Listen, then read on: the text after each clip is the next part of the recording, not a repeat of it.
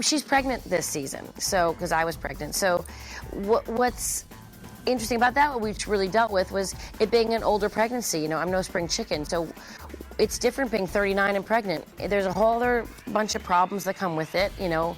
And we, you know, as I had to in my real life, you have to laugh at them. You know, when you see and you look on your file and you see a red sticker, and I said, what's that red sticker for? And he said, oh, high risk pregnancy. I was like, high risk? He's like, well, you're old. I was like, oh God. You know, these are real problems that are, you know, real situations that are coming up. And so we sort of thought, let's deal with them on the show too. I sort of was saying, a friend was just asking me, how are you making it work? And I said, really day by day. And I think that's what we sort of learned. That's what our show's about, is all the moms out there, because the only people that really understand what you do are other moms. No one else does. You know, your husband's never going to really know what you do around the house. They don't get it. So it's a show celebrating that, saying, listen, ladies, we all know what we do. We all know we do more than they think we do.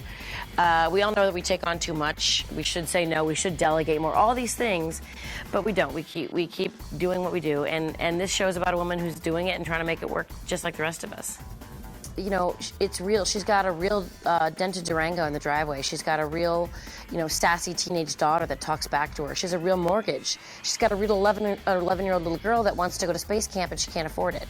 These are all real problems that, you know, people are facing, especially with the economy being the way it is. And what we're trying to do is say, you know, we get it.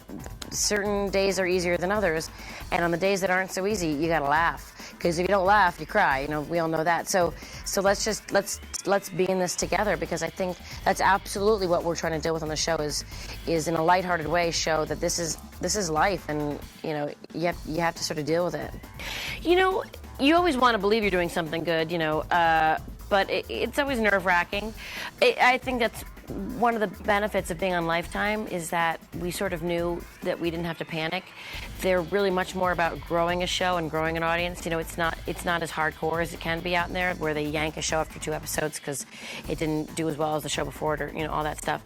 Lifetime really knows that, you know, they worked really hard to make sure that they have a good quality product, and we think we do. And you know, they took the time to make it grow, and the audience came.